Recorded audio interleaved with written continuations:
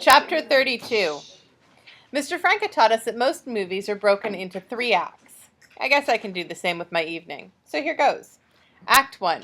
Driven crazy. There was a limo in the driveway. The big kind that stretched out so much it looks like it can't possibly turn a corner. I figured the driver had gotten lost or someone had given him the wrong address. When I got outside, I found Wesley waiting by the passenger side. He was wearing a long-sleeve white shirt, blue sport coat, pressed dress pants, and a chauffeur's cap. I stared at his clothes. He barely even glanced at my hair. Where'd you... He grinned. Borrowed it. Slick, huh? All I could do was nod. Well, get in. Excuse me. Well, get in. I'll be right back. I ran to my room and grabbed the flower I'd bought. A single, fresh red rose. Then I dashed back out. When I reached for the handle on the front door, Wesley shook his head. Nope, the client rides in the rear. It was like stepping into a small living room. The seat was more comfortable than our couch. As I was settling in, the partition behind Wesley rolled down and he said, "Where to, sir?" It looked like he was a half a block away. I gave him Lee's address. He nodded, then tapped the gas gauge. Full up. Took a bit more than $10, but I swung by the YMCA on the way here. As we rolled off, I had visions of spending a significant chunk of my life in prison for grand theft. Though, from what I'd heard, they let convicts write books. Maybe I could even work in the prison library. The limo barely made it around the curve in Lee's driveway. I knocked on her door, not sure whether she'd even answer it. A moment later, the door swung open. I expected Lee, or maybe one of her parents. Instead, another girl came to the entrance. "Is Lee here?" I asked, wondering whether I'd gone to the wrong place. Maybe this was her sister. Maybe this was her sister. "I'm Lee, you moron," she said. I blinked, and there she was. She'd taken the pins out of her face, dyed her hair black, and put on a dress. This was Lee without the hardware. "So you're going?" "Duh again, Scott." I pointed to the dress. "You didn't have to do this. Not for me." "I know. That's why I didn't mind." She pointed to my hair. "And you didn't have to do that." "Now you tell me." I gave her the rose. "Thanks. I love thorns." She stepped out on the porch. It was her turn to stare. "That was the smallest one I could find," I said. "Is white okay?" Lee's gaze swept from the limo to me and then back to the limo. "This is going to be a night to remember." Wesley held the door for Lee and smiled at her. Lee smiled back. I relaxed, knowing my worst fear wasn't in danger of coming to life. There was nothing about Lee that would draw a comment from Wesley. We headed toward the school. 2 blocks later, something familiar caught my eye. When it sank in what we'd just passed, I shouted, "Stop!" "This is not the best time to change your mind," Lee said. "No, it's not that. We gotta stop." Wesley kept going. I realized he couldn't hear me. As Lee asked what was wrong, I fumbled for a switch and finally managed to lower the partition. "Stop!" This time Wesley heard me. He stopped so quickly I almost pitched into the front seat. "Problem?" he asked. "My parents." I pointed behind us where the vet was pulled to the curb. I could see smoke pouring out from under the hood. Dad was just climbing from the driver's side. Mum was stuffed into the passenger seat. Wesley threw the limo in reverse and we pulled up next to them. "What's wrong?" I asked after I'd lowered the window. Dad was only speechless for a second or two.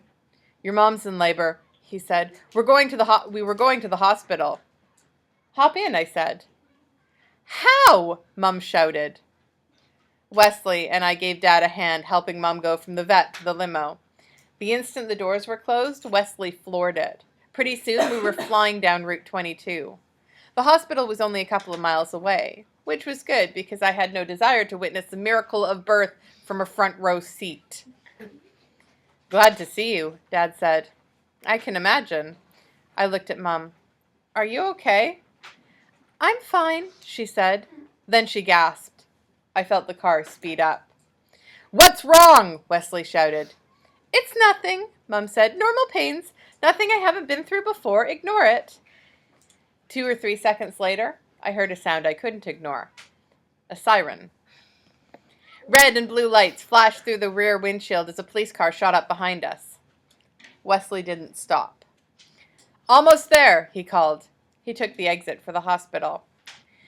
We are in a stolen limo fleeing from the cops, I thought. I glanced over at Lee. You sure know how to treat a girl, she said. She sniffed a rose, settled back in her seat, and smiled. Wesley pulled into the front entrance of the hospital, hitting the brakes and spinning the steering wheel hard enough to slide the limo sideways, so Mum's door was close to the curb. Mum reached over, put her hand on my head, and stroked my hair. Every day you amaze me. Every morning I look at you with... She paused as if searching for the right words.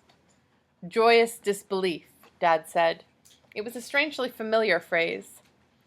She and Dad got out. Want me to wait? I called. Mum shook her head. No, go enjoy your dance. Go ahead, Dad said. Nothing's going to happen here for a while. Right. Enjoy the dance. After we explain about the stolen limo. By then, Wesley had lowered his window and was talking to the policeman. The cop smirked and said, I should write you up, but this is just too amusing. He didn't even ask to see Wesley's license or registration. He slapped the hood of the car. Go on, Speedy, but keep it under the limit. Yes, sir, officer, I will. As Wesley rolled into the street, I looked behind us toward the hospital. Relax, Lee said. Everything will be fine. We'll come right back after the dance. Joyous disbelief, I muttered. Where had I heard that before? It didn't sound like something Dad would normally say. Then it hit me. Dad was quoting one of my articles. Bobby must have showed him the paper. Act 2. Facing the Music. Wesley pulled up by the gym, then opened the door for Lee. As she got out, he stared at her and frowned like he was trying to remember something. Wait a minute. He took a step back, then laughed and said, Freaky bitch. What? Lee asked. Oh, great. I wonder how badly I'd get hurt when I tackled him. Maybe if he only broke one leg, I'd still be able to dance as long as I leaned on Lee for support. Wesley tapped his chest. You were wearing that shirt, right? Lee nodded. Cool, Wesley said. You've got style. You too, Lee said. I'd joined them by then. See you after the dance, Wesley said. Where are you going? He shrugged. Figured I'd make a couple improvements to some of the files in the principal's office. Either of you need anything changed in your permanent record?